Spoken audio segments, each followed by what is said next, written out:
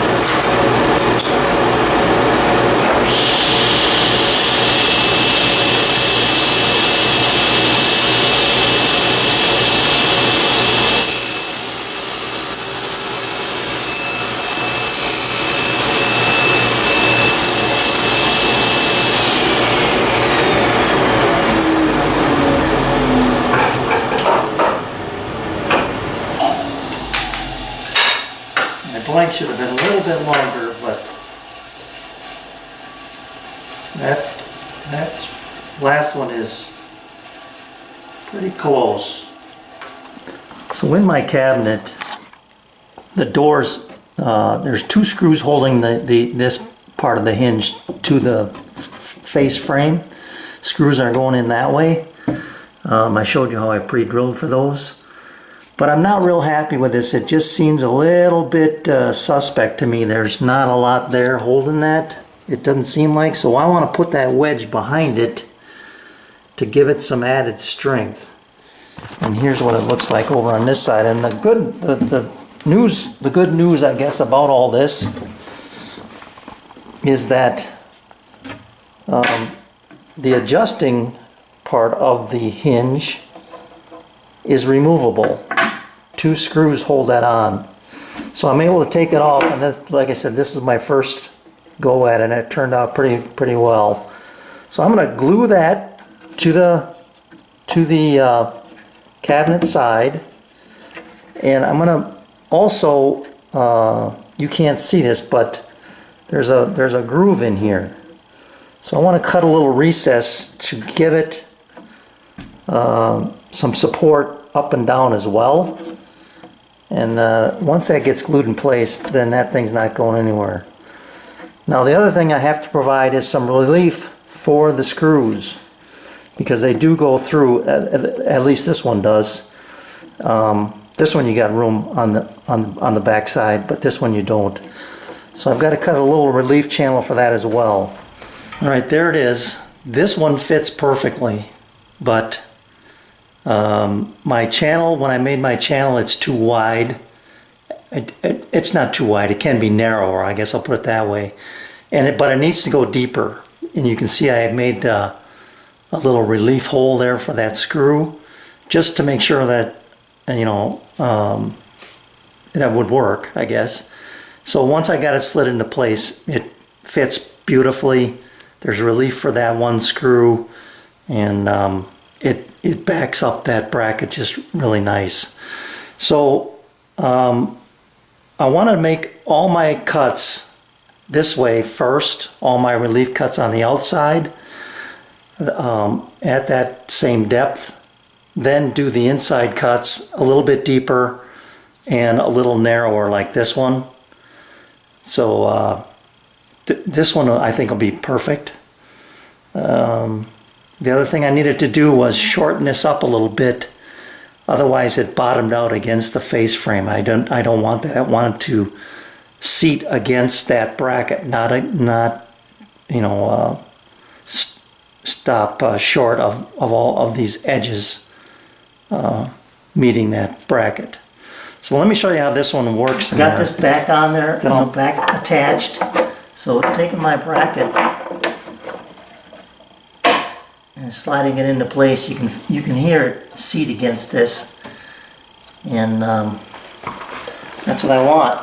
So I think with a little glue back here, then that gives me, I mean, it's nice and solid now. It's not going anywhere, and it won't kick out this way because it's just the screws are holding it back from popping out this way, and this is holding it from being pushed in, you know, and that's what I want.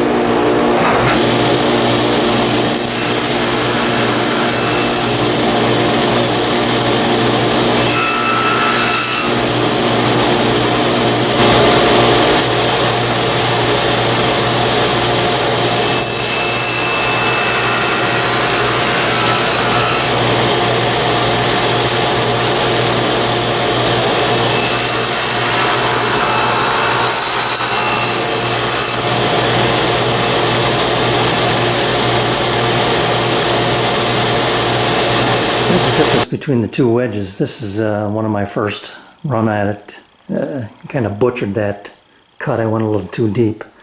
But here's the other one, and you can see that how much less material there is between those two.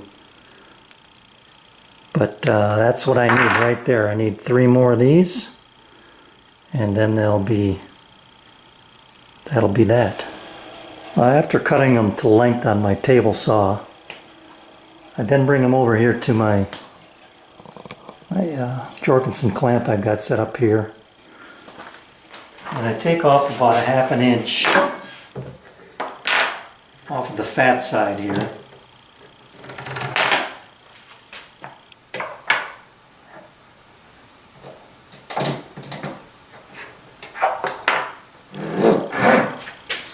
And I'm only cutting down to this part right here.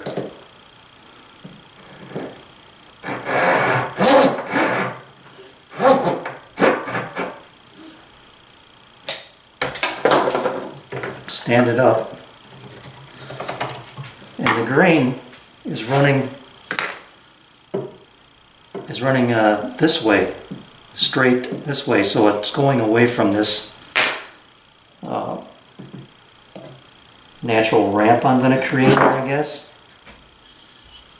So I don't have to worry about it. I don't have to worry about my chisel going into the piece that way.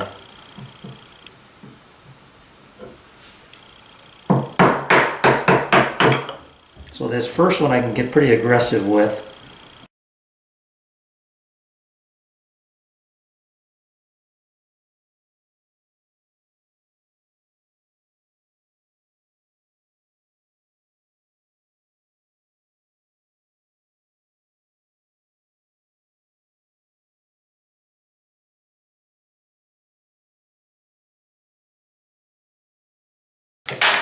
See how they work out in the cabinet.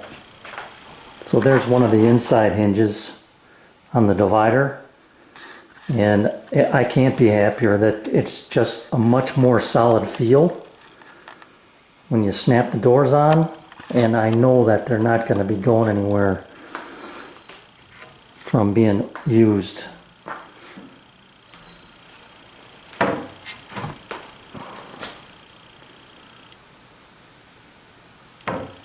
That is nice. Here's the finished cabinet. Short of having the back on, I guess, but I just wanted to show you the grain match here on the side to the top. Cutting it the way I did, that turned out really nice. That took a little time, but the evidence was right there. Just has a nice wraparound feel to it. Let me show you the other side as well. So I'm really pleased. I think this is a little better match, but overall they really turned out nice.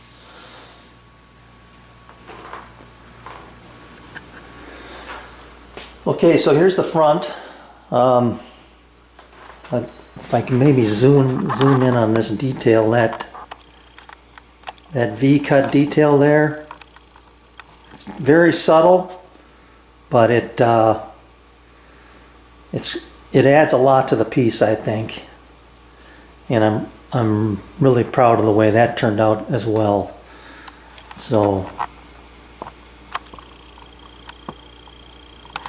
the doors work really nice with that T-molding. I know they're going to stay flat and true, and with these blocks behind the hinges, you know, the mounting plate there, I know that that's going to be nice and solid through the life of the piece. So I'm really happy with the way this turned out, the way everything works. The reveals are terrific, and it's overall a nice piece. I got my shelves done here as well, 4 of them. So once they get installed, that'll provide some nice storage, and overall it's really a good looking piece. A lot of things I did on this project that I had never done before. You know, I was kind of apprehensive about that, but you can do it. It's just a matter of taking your time and being careful and laying things out, and gives you confidence going forward. Gives me some confidence going forward about maybe doing some different things. So there it is.